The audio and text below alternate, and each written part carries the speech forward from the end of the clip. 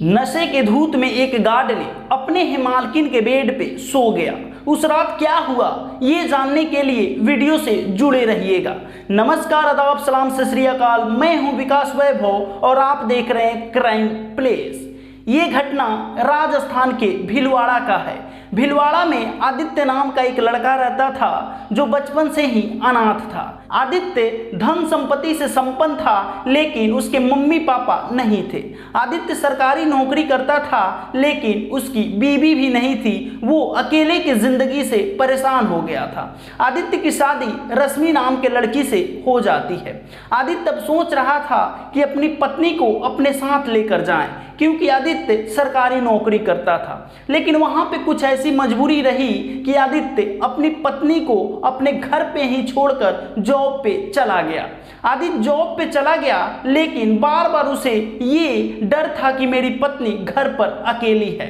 वो जब भी टाइम मिलता अपनी पत्नी से फोन लगाकर बात करता और बोलता, तुम्हें कोई दिक्कत तो नहीं है? रश्मि बोलती कि यहाँ मुझे कोई दिक्कत नहीं है। बार बार आदित्य बोलता, तुम तो अकेली हो वहां पे, अगर तुम्हें कोई भी दिक्कत हो तो हमसे बता देना, मैं अपने यार दोस्तों को भेज के प्रॉब्लम सॉल्व करवा दूंगा। लेकिन रश्मि बोलती रही कि हमें कोई दिक्कत नहीं है, आप आराम से जॉब कीजिए, अगर किसी प्रकार की कोई दिक्कत होगी तो मैं आपको बता दूंगी। रश्मि बोलती रही कि आसपास के ताई हैं, चाची हैं, कोई दिक्कत होता है तो मैं उनसे बता देती हूँ और वो बाजार से जो भी समस्या यानी कि जो भी सामान खरीद कर लाना होता है वो ला देती हैं। रश्मि की जिंदगी ऐसे ही आसानी से गुजर रही थी, लेकिन आदित्य को लगता था कि मेरी पत्नी परेशान हो जाती होगी अकेली काम धाम करके, क्योंकि घर काफी बड़ा था। आदित्य सोचता है क्यों ना घर में एक गार्ड रख दिया जाए जो मेरी पत्नी की देख रेख के साथ साथ घर में जो सामान नहीं होगा वो बाजार से खरीद कर ला देगा। ये बात वो अपनी पत्नी से बताता है तो रश्मि बोलती है, वैसे तो मुझे कोई दिक्कत नहीं है, अगर आप जिद कर रहे हैं तो रख दीजिए। आदित्य एक गार्ड की नियुक्ति करता है। उसका नाम असीम होता है। असीम बड़ा ही सीधा साधा इंसान होता है। उसके दिल में छल कपट नहीं होता है, बड़े ही ईमानदारी से काम करता है, क्योंकि असीम बहुत ही गरीब परिवार से होता है। असीम के बाल बच्चा यानी कि बीबी गांव में रहते थे और असीम आदित्य के घर पे उसकी पत्नी के साथ यानी कि उसी घर में रहता था जिस घर में उसकी पत्नी रहती थी आदित्य की। रश्मि भी बहुत अच्छी इंसान थी। वो जो भी कुछ बनाती थी अपने लिए उसी में से गार्ड यानी कि असीम को भी खिलाती थी। किसी भी प्रकार की कोई भी भेदभाव असीम के साथ नहीं करती थी। ये नहीं कि मैं मालकिन हूँ तो मैं अच्छे खाना खाऊंगी और गार्ड के लिए रूखी सूखी कुछ भी दे दूँ।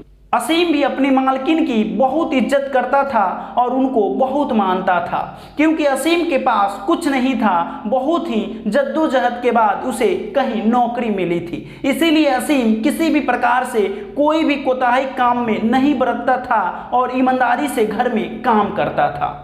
एक बार की बात है कि असीम अपने घर से काफी परेशान चल रहा था तो सोचा क्यों ना ड्रिंक कर ले यानी कि शराब पी ले।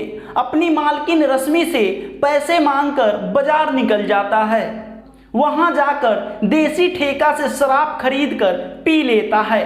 रात्रि 10 साढ़े 10 बजे के करीब में वो अपने मालकिन के घर आता है जिसमें वो रहता था, लेकिन नशे के धूत में उसे पता नहीं चला कि मेरा रूम कौन है और मेरी मालकिन का रूम कौन है। असीम जाकर अपनी मालकिन के बेड पर सो जाता है और नशे के धूत में अपने मालकिन के साथ दुर्व्यवहार करता है, मालकिन के कपड़े फाड़ देता है। जब सुबह होता है तो मालकिन एक कोने में बैठकर रो रही थी। असीम का नजर जब मालकिन पे पड़ता है तो असीम जाकर मालकिन के पैरों में गिर जाता है और बोलता है कि हमें माफ कर दीजिए, मुझे बिल्कुल होश आवास नहीं था, मैं शराब के नशे में धूत था। मालकिन भी उसे माफ कर देती है क्योंकि असीम वैसा व्यवहार का नहीं था। असीम काफी अच्छा था, उसका व्यवहार गलत नहीं था, इसीलिए मालकिन उसे माफ कर देती है और बोलती है, मुझे पता है कि तुम शराब के नशे में ये सब किए हो। लेकिन असीम को ऐसा लग रहा था कि मैं अपने मालकिन के साथ बहुत बुरा किया हूं और इसकी सजा हमें मिलनी चाहिए।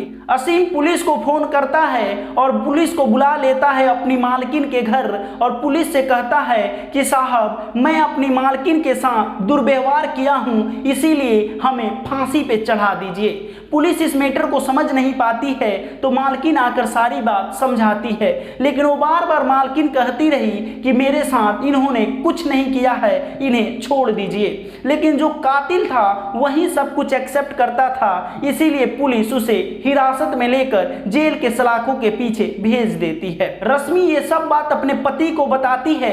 उसका पति जॉब से घर वापस आता है और उस गार्ड को छुड़ाने के चक्कर में कोर्ट कचहरी का चक्कर लगाने लगता है। अब यहाँ सोचने की बात यह है कि वो दोनों पति पत्नी कितने अच्छे थे कि एक गार्ड जो कि उनके पत्नी के साथ दुर्व्यवहार किया है उसे बाहर निकालने के लिए कोर्ट कचहरी का चक्कर लगा रहे हैं।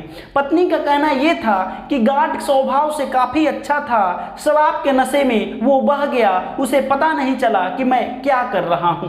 सोचने की बात यह है कि आज भी दोनों पति पत्नी अपने गार्ड असीम के घर पैसे भिजवाते हैं, क्योंकि असीम के घर की हालात काफी खराब था और असीम फिलहाल जेल में है, उसके घर कमाने वाला कोई नहीं है, इसीलिए दोनों आज भी पैसे उसके घर भिजवाते हैं। यही थी आज की कहानी। अब आप बताइए कि इसमें गलती किसकी है।